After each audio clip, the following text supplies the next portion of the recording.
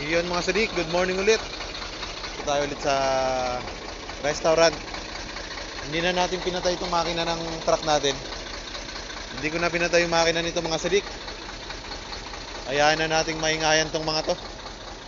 Ito, yung mga natutulog, hayaan na natin maingayan. Hindi ko na pinatay mga sadik kasi madilim pa eh. At hinayaan ko ng maingayan tong mga natutulog dito. Ayan no. Hayaan ko lang na naka-open tong si Bumblebee mga sadik. At tayo ay magkakape na ulit. Ang paboritong kubos mga sadik, dito lagi ako bumibili ng paborito. Dito lagi ako bumibili ng paboritong kubos mga sadik dito. Ayan oh. Yan mga sadik. At yung iba wala pa. Ayan oh, madilim pa dito mga sadik. Wala pa yung ibang mga sadik natin dito. Pero may mga nakapark na dito mga sadik, ayan oh, mga natutulog. Ayan oh. At hindi ko na pinatay yung makina ng truck kasi nga inayaan ko ng maingayan tong mga to. Inayaan na nating maingayan mga sadik, ayan oh. Meron pa dito sa kabila.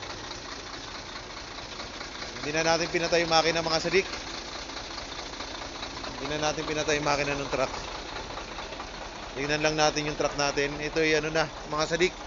Kakatapos ko lang kumuha ng diesel. Kakatapos lang kumuha ng diesel mga sadik, ayan oh. Puno na ng mga sadik. Puno na ng 32,000 mga sadik, ayan. Puno na ng 32,000 liters. Yung truck natin, ayan oh. Loaded na naman itong si Bumblebee mga sadik. Loaded na naman ng 32,000 liters. At hindi ko na to pinatay dahil saglit lang naman tayo magkape. May baon na rin akong ito.